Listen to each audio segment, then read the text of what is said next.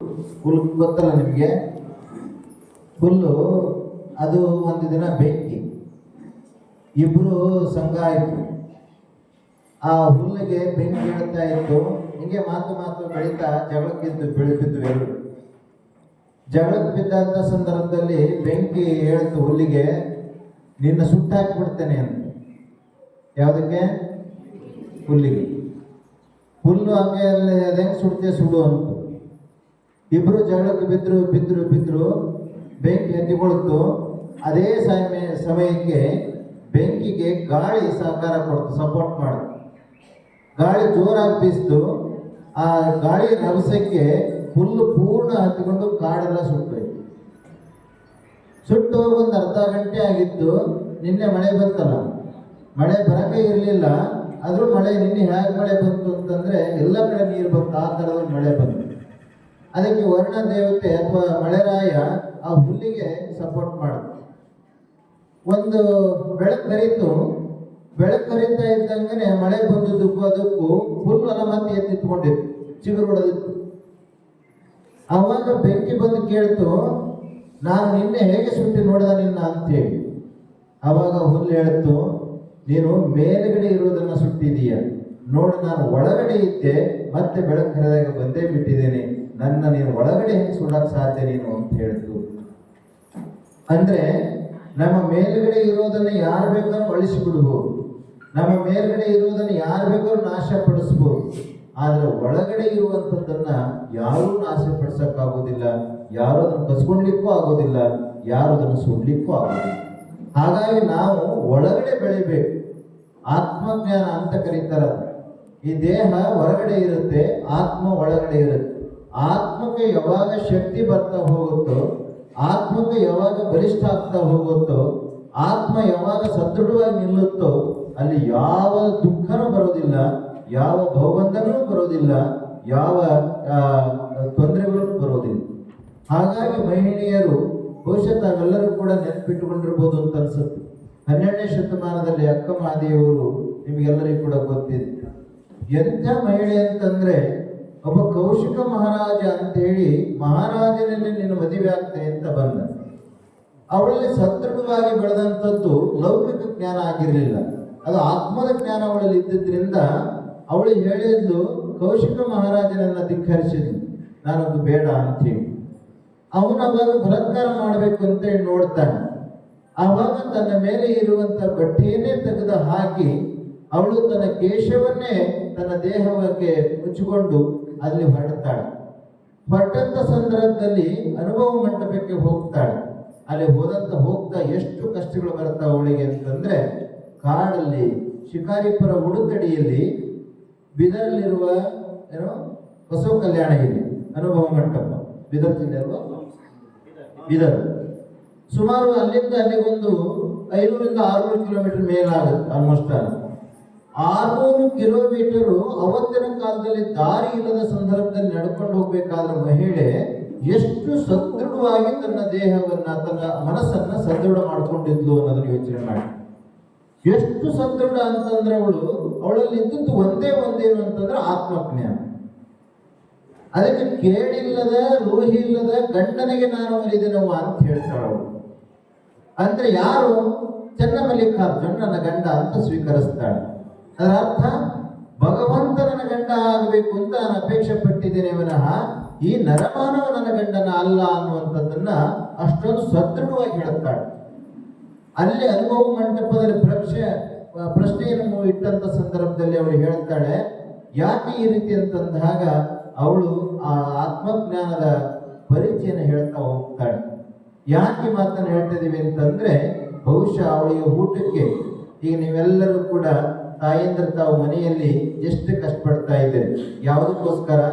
ನಿಮ್ಮನ್ನ ನೀವು ಬದುಕೋಕ್ಕೋಸ್ಕರವಾಗಿ, ನಿಮ್ಮ ಮಕ್ಕಳಿಗೋಸ್ಕರ, ನಿಮ್ಮ ಮನೆಯವರಿಗೋಸ್ಕರ. ಅದು ಎಷ್ಟು ದಿನ ಇರುತ್ತೆ ಯೋಚನೆ ಮಾಡಿ. ಕ್ಷಣದಲ್ಲಿ ಒಂದು ದಿನ ಮನೆಯವರೇ ಬಿಟ್ಟು ಹೋಗ್ತಾರೆ, ಒಂದು ದಿನ ಮಕ್ಕಳೇ ಬಿಟ್ಟು ಹೋಗ್ತಾರೆ. ಬಿಟ್ಟು ಹೋದಾಗ ದುಃಖ ಆಗುತ್ತೆ, ಹತ್ರ ಇದ್ದಾಗ ಸುಖ ಆಗುತ್ತೆ.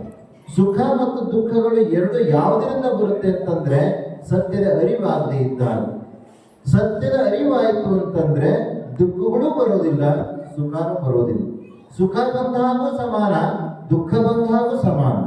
ಅದಕ್ಕೆ ಅವಳು ಹೇಳ್ತಾಳೆ, ಹೇಗೆ ಊಟ ಇದೆಲ್ಲ ಹೆಂಗ್ ಮಾಡ್ಕೊಳ್ತಿ ಅಂತಂದ್ರೆ, ಹಸಿವಾದೊಡೆ ಏನಪ್ಪ ಭಿಕ್ಷಾನ್ನಗಳುಂಟು, ತೃಷಿಯಾದೊಡೆ ಕೆರೆಹಳ್ಳ ಬಾವಿಗಳುಂಟು, ನಿನ್ನ ಸಂಘಾತಕ್ಕೆ ನನ್ನ ಸಂಘಾತಕ್ಕೆ ಚನ್ನ ಮಲ್ಲಿಕಾರ್ಜುನ ಉಂಟು ಅನ್ನುವಂಥ ಮಾತನ್ನು ಹೇಳ್ತಾಳೆ. ಹಸಿವಾದೊಡೆ ಎಲ್ಲಾದ್ರೂ ಒಂದು ಕಡೆ ಭಿಕ್ಷವನ್ನು ಎತ್ತಿಕೊಳ್ತೇನೆ, ಅದಾದ ನಂತರ ನಾನು ಎಲ್ಲರೂ ಕೆರೆಹಳ್ಳಿ ಬಾವಿಗಳಲ್ಲಿ ನೀರು ಕುಡಿತೇನೆ. ದೇಹ ಶಯನಕ್ಕೆ ಹಾಳು ದೇವಗಳು ಉಂಟು, ಅಂದ್ರೆ ಮಲಗಲಿಕ್ಕೆ ಎಲ್ಲಾದ್ರೂ ಹಾಳು ದೇವಗಳು ಸ್ಥಾನಕ್ಕೆ ಹೋಗ್ತೇನೆ.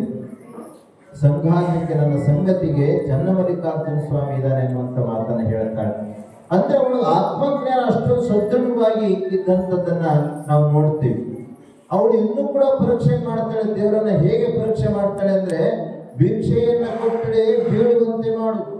ಯಾರು ಬಂದು ಭಿಕ್ಷೆಯನ್ನು ಕೊಟ್ಟ ತಕ್ಷಣ ಅದು ಬೀಳಂಗ್ ಮಾಡು ಅಂತ ಹೇಳ್ತಾಳೆ. ಅದು ಬಿದ್ದು ನಾನು ಎತ್ತಿಕೊಳ್ಳುವ ಮುನ್ನ ಇನ್ನೊಬ್ಬರು ಬಂದು ಎತ್ತಿಕೊಂಡು ಹೋಗುವಂತೆ ಮಾಡುವಂತ ಮಾತನ್ನ ಕೇಳ್ಕೊಳ್ಳೋ ಸಂಗತಿಗಳನ್ನ ನೋಡಿದ್ರೆ ಎಂಥವ್ರಿಗೂ ಕೂಡ ಕಣ್ಣಿನಲ್ಲಿ ಬರ್ತಾರೆ.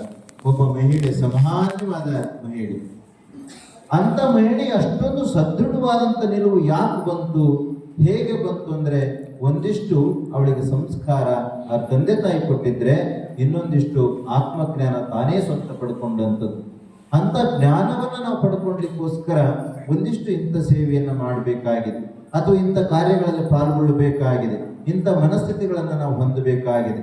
ದುಃಖಗಳು ಎಲ್ಲ ನಾವು ಅದನ್ನ ಎಷ್ಟು ಸ್ವಾರ್ಥಗಳಾಗ್ತಿದೆ ಇತ್ತೀಚಿನ ದಿನಗಳಲ್ಲಿ, ಕುಟುಂಬಗಳಲ್ಲಿರ್ಬೋದು, ಅಣ್ಣ ತಮ್ಮಗಳಲ್ಲಿರ್ಬೋದು, ಅಕ್ಕ ತಂಗಿಯಂದಿರಿರ್ಬೋದು, ಎಷ್ಟು ವಿಚಿತ್ರ ಸಂಗತಿಗಳು ನಡೀತಾ ಇದೆ ಅಂತಂದ್ರೆ, ನಿನ್ನೆ ಇಬ್ಬರು ಬಂದ್ರು.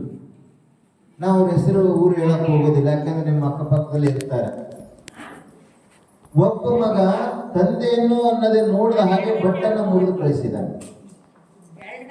ಇನ್ನೊಬ್ಬ ತಂದೆ ಇನ್ನೊಬ್ಬ ಮಗ ಪೂರ್ಣ ಆಸ್ತಿಯನ್ನ ಬರ್ಸ್ಕೊಂಡು ಊಟಕ್ಕಾಗದೆ ಆಚೆ ಕಳಿಸಿದ್ದಾನೆ.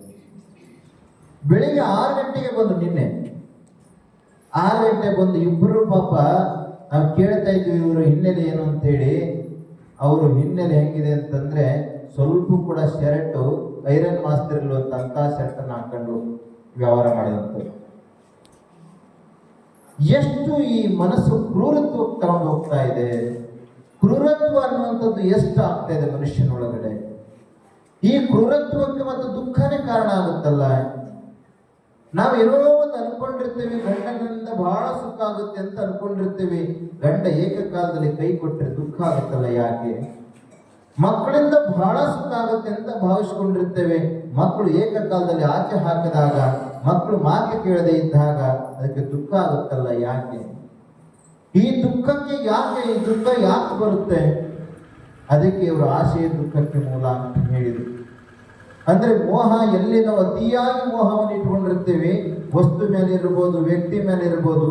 ಆ ವ್ಯಕ್ತಿ ಕೈ ಕೊಟ್ಟಾಗ, ವಸ್ತುಗಳು ದೂರ ಆದಾಗ ದುಃಖಕ್ಕೆ ಕಾರಣ ಆಗುತ್ತೆ ಅನ್ನುವಂಥದ್ದನ್ನು ಹೇಳ್ತಾ ಹೋಗ್ತಾರೆ. ನಾವೆಲ್ಲರೂ ದುಃಖದಲ್ಲೇ ಇದ್ದೀವಿ, ನಮ್ಮನ್ನು ಹೊರತಾಗಿಲ್ಲ, ನಮ್ಮನ್ನು ಸೇರಿಸ್ಕೊಂಡು ನಾವೆಲ್ಲರೂ ಒಂದಿಷ್ಟು ಸುಖ ಒಂದಿಷ್ಟು ದುಃಖ. ಆದ್ರೆ ಮನುಷ್ಯ ಯಾಕೆ ಇವತ್ತು ಅದರಿಂದ ಆಚೆ ಬರ್ಲಿಕ್ಕೆ ಆಗ್ತಿಲ್ಲ ಅಂತಂದ್ರೆ, ಈ ತಿಳುವಳಿಕೆ ಇಲ್ಲದೆ ಇರೋದ್ರಿಂದ, ಈ ಜ್ಞಾನ ಇಲ್ಲದೆ ಇರೋದ್ರಿಂದ. ಯಾವುದನ್ನ ನಾವು ತಿಳ್ಕೊಂಡ್ರೆ ಶಾಂತವಾಗಿರ್ತೀವಿ, ಯಾವುದನ್ನ ತಿಳ್ಕೊಂಡ್ರೆ ನಾವು ಅತ್ಯಂತ ಸಂತೋಷದಿಂದ ಇರ್ತೀವಿ, ಅದನ್ನ ತಿಳ್ಕೊಳ್ಳುವಂತ ಪ್ರಯತ್ನವನ್ನು ನಾವು ಮಾಡಬೇಕು. ಯಾವುದನ್ನ ತಿಳ್ಕೊಳ್ಳದೆ ಹೋದ್ರೆ ನಮಗೆ ಶಾಂತಿ ಅಶಾಂತಿಗಳು ಹೆಚ್ಚಿಗೆ ಆಗ್ತಾ ಹೋಗ್ತವೆ. ಇವತ್ತು ದಿನಮಾನಗಳಲ್ಲಿ ಅಶಾಂತಿನೇ ಹೆಚ್ಚಿಗೆ ಕಾಣ್ತಾ ಇದೆ. ಯಾಕೆಂತಂದ್ರೆ ಯಾವುದನ್ನು ತಿಳ್ಕೊಳ್ಬೇಕಾಗಿತ್ತು ಅದನ್ನು ತಿಳ್ಕೊಳ್ತಾ ಇಲ್ಲ ಅನ್ನೋ ಕಾರಣಕ್ಕಾಗಿ. ಬಂಧುಗಳೇ, ನೀವೆಲ್ಲರೂ ಕೂಡ ಅದರಲ್ಲಿ ಸ್ವಸಹಾಯ ಸಂಘ ಅಂತ ಒಂದು ಸಂಘವನ್ನು ಮಾಡಿಕೊಂಡಿದ್ದೀರಿ. ನೀವೊಂದಿಷ್ಟು ಸಂಸಾರದ ಜೊತೆಯಲ್ಲಿ ಒಂದಿಷ್ಟು ಸಂಘದ ಹಿನ್ನೆಲೆಯನ್ನು ಇಟ್ಟುಕೊಂಡು ಒಂದಿಷ್ಟು ಒಂದು ಭಾಗ 1% ಅಂತಾರಲ್ಲ, ಆ 1% ಸಮಾಜಕ್ಕೆ ಬಂದಿದ್ದೀರಿ. ಇದನ್ನ ನೀವು ಮುಂದುವರೆಸಿ. ನಿಮ್ಮ ಮನೆಯಲ್ಲಿ ಏನೇ ಸಮಸ್ಯೆಗಳಿರಲಿ, ಏನೇ ಕೆಲಸ ಕಾರ್ಯಗಳಲ್ಲಿ ಏನೇ ಒತ್ತಡ ಇರಲಿ, ಅದು ಆರ್ಥಿಕ ಸಮಸ್ಯೆಯಿಂದ ಹಿಡಿದು ಯಾವುದೇ ಸಮಸ್ಯೆ ಇರಲಿ, ಅದರಿಂದ ಆಚೆಗೆ ಬರಬೇಕಾದ್ರೆ ನೀವು ಸಮಾಜದ ಕಡೆ ಕೆಲಸವನ್ನು ಮಾಡಿ, ಭಗವಂತನ ಕಡೆ ಒಂದಿಷ್ಟು ಮನಸ್ಸನ್ನು ಕೊಡಿ, ಒಂದಿಷ್ಟು ಸಮಾಜದ ಕೆಲಸ ಕಾರ್ಯಗಳಲ್ಲಿ ತೊಡಗಿಸಿಕೊಳ್ಳಿ. 100ಕ್ಕೆ 100 ಭಾಗ ನಿಮ್ಮ ಬದಲಾವಣೆ ಆಗಲಿಕ್ಕೆ ಸಾಧ್ಯತೆ ಇದೆ. ಅಂತಹ ಬದಲಾವಣೆ ನಿಮ್ಮಿಂದ ನಾವು ಬಯಸ್ತಾ ಇದ್ದೀವಿ. ಅಂತಹ ಬದಲಾವಣೆಯನ್ನ ನಾವು ನಿಮ್ಮ ಮುಖಾಂತರ ನೋಡ್ಲಿಕ್ಕೆ ಇಷ್ಟಪಡ್ತೀವಿ. ಬಹುಶಃ ನಾವು ಈ 12ನೇ ಶತಮಾನ ಇರ್ಬೋದು ಅಥವಾ ಜಗತ್ತು ಸೃಷ್ಟಿಯಾದಾಗಿಂದ ಇಲ್ಲಿವರೆಗೂ ಕಾಲಕ್ಕೆ ತಕ್ಕ ಹಾಗೆ ಒಬ್ಬೊಬ್ಬರೇ ಬಂದು ಅವರೆಲ್ಲರೂ ಒಂದೊಂದು ಮಾತುಗಳನ್ನು ಹೇಳ್ತಾ ಹೋದ್ರು. ಮಾತುಗಳು ಉಳಿದಿದ್ದಾವೆ, ವ್ಯಕ್ತಿಗಳು ಕೇಳಿದವರು ಇಲ್ಲ, ಹೇಳಿದವರು ಇಲ್ಲ, ಆದರೆ ಮಾತುಗಳು ಉಳಿದಿದೆ. ಆ ಮಾತುಗಳನ್ನ ನಾವು ಮತ್ತೆ ಮುಂದುವರ್ಸ್ಕೊಂಡು ಹೋಗ್ಲಿಕ್ಕೆ ನಮ್ಮಂತರು ಒಬ್ಬೊಬ್ರು ಬರ್ತೇವೆ. ನಿಮ್ಮಂತರು ಮತ್ತೆ ಒಂದೊಂದಿಷ್ಟು ಜನ ಬರ್ತೀರಿ. ಯಾಕೆ? ಕೇಳೋದಕ್ಕೆ ನೀವು, ಹೇಳೋದಕ್ಕೆ ನಾವು. ಇದು ನಿರಂತರವಾಗಿ ಹೀಗೆ ನಡೀತಾ ಹೋಗುತ್ತೆ. ಬಹುಶಃ ಆ ಮಾತನ್ನ ನಮ್ಮ ಗಮನಕ್ಕೆ ತರುತ್ತಾ ಬಹುಶಃ ತಾವು ಆ ಥರದ ಒಂದಿಷ್ಟು ಬದಲಾವಣೆಗಳಲ್ಲಿ ತಮ್ಮನ್ನ ತಾವು ಸಂಪೂರ್ಣವಾಗಿ ತೊಡಗಿಸ್ಕೊಳ್ಬೇಕು ಅನ್ನುವಂಥ ಮಾತನ್ನು ಕೂಡ ಹೇಳ್ತಾ ಒಂದು ಸ್ವಾರ್ಥದ ಬಗ್ಗೆ ಹೇಳ್ತಾ ಇದ್ವಿ. ಎಷ್ಟು ಇವತ್ತು ಕುಟುಂಬದಲ್ಲಿ ಸ್ವಾರ್ಥ. ಒಂದು ಮಂಗ ಇತ್ತು. ಮಂಗ ತನ್ನ ಮರಿ, ಮಂಗನ ತಾಯಿ ಅಥವಾ ಅದರ ಮರಿ, ನೀವು ನೆನಪಿದೆಯಾ ನಿಮಗೆ? ನಿಮ್ಮ ಚಿಕ್ಕ ವಯಸ್ಸಿನ ಮಕ್ಕಳನ್ನ ಹೆಂಗೆ ಎದಿಗೆ ಹಂಚ್ಕೊಳ್ತೀರಂತ ನೆನಪಿದೆಯಲ್ಲ ನಿಮಗೆ? ಗೊತ್ತಿದೆಯಲ್ಲ? ಏನವ ಕಮಲಮ್ಮ? ಹಾ, ಮತ್ತೆ ನೀನು ಹೂ ಅನ್ಬೇಕಾಗ ನಮಗೆ. ಒಂದು ತಾಯಿ ಮಂಗ ಇತ್ತು, ಅದರ ಮರಿಯನ್ನ ಎದಿಗೆ ಹಚ್ಚಿಕೊಂಡು ಸಾಕ್ತಾ ಇತ್ತು. ನಿಮ್ಗೆಲ್ಲರಿಗೂ ಗೊತ್ತಿದೆ, ಯಾಕಂದ್ರೆ ಮನುಷ್ಯ ಅಂದ್ರೆ ತಪ್ಪು ತಿಳ್ಕೊಬಾರ್ದು ಅಂತ ಅದಕ್ಕೆ ಮಂಗ ಅಂತ ಹೇಳ್ತೇವೆ. ತಾಯಿ ಮಂಗ ಒಂದು ನೀರಿನ ತೊಟ್ಟಿ ಇತ್ತು. ಆ ನೀರಿನ ತೊಟ್ಟಿ ತಡಕ್ಕೆ ನೀರು ಕುಡಿಲಿಕ್ಕೆ ಅಂತ ಬಂತು. ಆ ನೀರಿನ ತೊಟ್ಟಿಗೆ ಪೈಪ್ ಮುಖಾಂತರ ನೀರು ಬಿಡ್ತಾ ಇತ್ತು. ನೀರು ಕುಡಿತಾ ಆ ತೊಟ್ಟಿ ಒಳಗೆ ಬಿತ್ತು. ತಾಯಿ ಮತ್ತು ತನ್ನ ಮರಿ ಇಬ್ರು ಬಿತ್ತು. ಆವಾಗ ನೀರು ತುಂಬ್ತಾ ಬಂತು ತೊಟ್ಟಿ ಒಳಗಡೆ. ಮಂಗ ನಿಂತ್ಕೊಂತು, ಕುತ್ಕೊಂತು, ಎದ್ದು ನಿಂತ್ಕೊಂತು, ಅದ್ರ ತಳಗಡೆ ಏನೋ ಒಂದು ಹಕ್ಕೊಂಡು ನಿಂತ್ಕೊಂತು. ಇನ್ನೆಲ್ಲ ಆಯಿತು. ಇನ್ನೇನು ಮುಳುಗ ಹಂತಕ್ಕೆ ಬಂತು. ತನ್ನ ಮರಿಯನ್ನ ಮುಳುಗ್ತಾನೆ ಅಂತ ಹೇಳಿ ಮರಿಯನ್ನ ಇಲ್ಲಿ ಮೇಲೆ ಇಟ್ಕೊಂಡು, ಇನ್ನೂ ಸ್ವಲ್ಪ ನೀರು ಬಂದಾಗ ಇಲ್ಲಿ ಹೆಗಲ ಮೇಲೆ ಇಟ್ಟುಕೊಂಡು, ಇನ್ನೂ ಸ್ವಲ್ಪ ಮೇಲೆ ಬಂದಾಗ ಮರಿಯನ್ನ ತಲೆ ಮೇಲೆ ಇಟ್ಟುಕೊಳ್ಳೋದು. ನನ್ನ ಮಗನನ್ನ ಸಾಕ್ಬೇಕು, ರಕ್ಷಣೆ ಮಾಡಿಕೊಳ್ಬೇಕು ಅಂತ. ಆ ಸಂದರ್ಭದಲ್ಲಿ ಇನ್ನೂ ನೀರು ಬಂತು, ಮೇಕೆ ಬಂತು. ಕೊನೆಗೆ ಯೋಚನೆ ಮಾಡಿತು, ನಾನು ಬದುಕಿದ್ರೆ ಸಾಕು ಅಂತ ಹೇಳಿ ತನ್ನ ಮರಿಯನ್ನೇ ಕಾಲದಲ್ಲಿ ಹಾಕೊಂಡು ಅದರ ಮೇಲೆ ಹತ್ತಿ ನಿಂತುಕೊಂಡು. ಇದು ಜಗತ್ತಿನ ಸೃಷ್ಟಿ. ನನಗೆ ಸ್ವಾರ್ಥ ಅಂತ ಬಂದಾಗ, ನನ್ನ ಹಿತ ಅಂತ ಬಂದಾಗ, ನನ್ನ ವಿಷಯ ಅಂತ ಬಂದಾಗ ನಾನು ಮಕ್ಕಳನ್ನೂ ತಳಗಡೆ ಹಾಕೊಂಡು ಮೇಲೆ ನಿಲ್ಲುವಂತ ಇವತ್ತು ಸ್ವಾರ್ಥ ಬೆಳೀತಾ ಇದೆ. ನನ್ನ ಮನೆ ಅಂತ ಬಂದಾಗ ಯಾರು ನನ್ನ ಕುಟುಂಬಕ್ಕೋಸ್ಕರ ತ್ಯಾಗ ಮಾಡಬೇಕು ಅಂತ ಇವತ್ತು ಕಮ್ಮಿ, ಬಹಳ ಕಮ್ಮಿ. ಇವತ್ತು ನೋಡ್ರಿ, ದೇಶಗಳ ಮಧ್ಯೆ ಜಗಳ. ಯಾವುದಕ್ಕೆ? ನೀರಿಗಾಗಿ, ಭೂಮಿಗಾಗಿ ಅಲ್ಲದು. ದೇಶದ ಒಳಗಡೆ ಬನ್ನಿ, ರಾಜ್ಯಗಳ ಮಧ್ಯದಲ್ಲಿ ಜಗಳ. ರಾಜ್ಯದ ಒಳಗಡೆ ಬನ್ನಿ, ಜಿಲ್ಲೆಗಳ ಮಧ್ಯದಲ್ಲಿ ಜಗಳ. ಜಿಲ್ಲೆಗಳ ಮಧ್ಯದಲ್ಲಿ ಬನ್ನಿ, ತಾಲೂಕುಗಳ ಮಧ್ಯೆ ಜಗಳ. ತಾಲೂಕಿನ ಒಳಗಡೆ ಬನ್ನಿ, ಊರುಗಳ ಮಧ್ಯೆ ಜಗಳ. ಊರುಗಳ ಮಧ್ಯದಲ್ಲಿ ಬನ್ನಿ, ಕುಟುಂಬದಲ್ಲಿ ಜಗಳ. ಕುಟುಂಬದ ಮಧ್ಯದಲ್ಲಿ ಬನ್ನಿ, ಕುಟುಂಬದ ಮಧ್ಯದಲ್ಲಿ ಅಣ್ಣ ತಮ್ಮಗಳ ಜಗಳ, ಅಕ್ಕ ತಂಗಿಯರ ಜಗಳ. ಅದಕ್ಕಿಂತ ಇನ್ನೂ ಒಳಗಡೆ ಹೋಗಿ ನೋಡ್ರಿ, ಗಂಡ ಹೆಂಡತಿ ಜಗಳ. ಎಲ್ಲಿದೆ ಶಾಂತಿ? ಎಲ್ಲಿದೆ? ಯೋಚನೆ ಮಾಡಿ. ಇದರಿಂದ ಆಚೆ ಬರೋದು ಹೇಗೆ ಅನ್ನೋದಕ್ಕೆ ಇವತ್ತು ಪ್ರಶ್ನೆ. ಅದಕ್ಕೆ ಉತ್ತರ ಈ ಥರದ ಮುಖಾಂತರ ಸಿಗಬೇಕಾಗಿದೆ, ಪಡ್ಕೊಳ್ಬೇಕಾಗಿದೆ. ಆ ಹಿನ್ನೆಲೆ ಮೇಲೆ ತಾವೆಲ್ಲರೂ ಇವತ್ತು ಕಾರ್ಯಕಾರದಲ್ಲಿ ಏನು ಪಾಲ್ಗೊಂಡಿದ್ದೀರಿ. ನಿಮಗೊಂದು ಹೊಸ ನಿಮಗೆ ಇದರಿಂದ ಏನೇನು ತಿಳ್ಕೊಳ್ತಿರೋ ಅಥವಾ ಏನನ್ನು ಅನಿಸುತ್ತೋ ಗೊತ್ತಿಲ್ಲ. ನಿಜವಾಗ್ಲೂ ತಿಳ್ಕೊಳ್ಳುವಂಥವರಿಗೆ ಇದೊಂದು ಅದ್ಭುತವಾದಂಥ ಸನ್ನಿವೇಶ. ಇದನ್ನು ವರ್ಣನೆ ಮಾಡ್ಲಿಕ್ಕೆ ಆಗೋದಿಲ್ಲ ನಿಮಗೆ. ಈ ಥರ ಒಂದು ಹಾಲು, ಈ ಥರದ ಒಂದು ಸಿಸ್ಟಮ್ಮು, ಈ ಥರದ ಒಂದು ವ್ಯವಸ್ಥೆ ನೀವು ತಿಳ್ಕೊಳ್ಳೇಬೇಕು ಅಂತ ಏನಾದರೂ ಇದ್ರೆ ಇದಕ್ಕಿಂತ ಇನ್ನೊಂದು ಅದ್ಭುತವಾದಂಥ ಸಂಗತಿ, ಸನ್ನಿವೇಶ ನಿಮಗೆ ಬಂದುವುದಕ್ಕೆ ಸಾಧ್ಯನೇ ಇಲ್ಲ. ಹಾಗಾಗಿ ಇದೊಂದು ನೀವು ನೋಡ್ಕೊಳ್ಳಿ. ಆದ್ರೆ ನಮಗೇನು ಅನ್ಸುತ್ತೆ ಅಂತಂದ್ರೆ ಹಿತ್ತುಗಿಡ ಮಾತಲ್ಲ ಅಂತ ಹೇಳಿ ನಮ್ಮಲ್ಲಿ ಏನೇ ನಡೆದ್ರು ಕೂಡ ನಮಗೆ ಅದು ಗೊತ್ತೇ ಆಗೋದಿಲ್ಲ, ಅಥವಾ ನಮಗೆ ಅದು ಬೇಕು ಅಂತ ಅನ್ಸೋದಿಲ್ಲ. ಅದ್ಭುತವಾದಂಥ ಸನ್ನಿವೇಶ ಇದು. ನಾವು ಅದನ್ನು ಅರ್ಥ ಮಾಡಿಕೊಂಡು ತಿಳ್ಕೊಂಡು ಏನೇ ಜಂಜಾಟಿದ್ರು ಕೂಡ, ಏನೇ ಮನಸ್ಸಿನಲ್ಲಿದ್ದರೂ ಕೂಡ, ಅಥವಾ ನಿಮ್ಮ ಮೊಬೈಲನ್ನು ಒಂದು 2 ದಿನ ಸ್ವಿಚ್ ಆಫ್ ಮಾಡಿಡಿ. ಕಮಲಮ್ಮ, ಮೊಬೈಲ್ ಸ್ವಿಚ್ ಆಫ್ ಮಾಡ್ಬೇಕೇನು? ಗಂಟೆ ಒಂದ್ಸಲ ಸೊಸೆ ಹೆಂಗಿದೇವ ಅಂತ ನೀವು ಇಲ್ಲಿಂದ ಫೋನ್ ಮಾಡಕ್ ಕುಂತ್ರೆ ಮತ್ತೆ ಅದು ಸರಿಯಾಗಲ್ಲ. ನಿಮ್ಮ ಮೊಬೈಲನ್ನು ಒಂದಿಷ್ಟು ಸ್ವಿಚ್ ಆಫ್ ಮಾಡ್ಕೊಳ್ಳಿ. ಯಾವಾಗ ಕಾರ್ಯಾಗಾರ ಮುಗಿಯಿತು ಆ ನಂತರ ಒಂದು 10 ನಿಮಿಷ ಯಾರ್ಯಾರು ಮಾತಾಡಬೇಕು ಅಂತಂದ್ರೆ ಮಾತಾಡಿ. ಇಲ್ಲ ಅಂತಂದ್ರೆ ಏನು ಅವಶ್ಯಕತೆ ಇಲ್ಲ. ಯಾಕೆಂದ್ರೆ ಮೊಬೈಲು ಮತ್ತೊಂದು ಬಂದಿರೋದು ಇತ್ತೀಚಿನ ದಿನಗಳಲ್ಲಿ. ಅದರ ಕಾರ್ಯಕ್ರಮಗಳಲ್ಲಿ ಭಾಗವಹಿಸಿದಾಗ ಇನ್ನೊಂದರಲ್ಲಿ ಅವು ಡಿಸ್ಟರ್ಬ್ ಮಾಡಬಾರ್ದು ಮತ್ತು ನಮ್ಮ ವಿಷಯಗಳನ್ನ ಡೈವರ್ಟ್ ಮಾಡಬಾರ್ದು ಅನ್ನೋ ಕಾರಣಕ್ಕೋಸ್ಕರವಾಗಿ ಆ ಥರದೊಂದು ಸಿಸ್ಟಮ್ ಅನ್ನ ಅಳವಡಿಸ್ತಾರೆ. ಬಹುಶಃ ತಾವೆಲ್ಲರೂ ಕೂಡ ಈಗ ನೋಂದಣಿ ಮಾಡಿಕೊಂಡು ಮಧ್ಯಾಹ್ನ ಊಟವನ್ನು ಮಾಡಿಕೊಂಡು 2:30ಗೆ ಮತ್ತೆ ಸಮಯಕ್ಕೆ ನಾವೆಲ್ಲರೂ ಕೂಡ ಪಾಲ್ಗೊಳ್ಳೋಣ.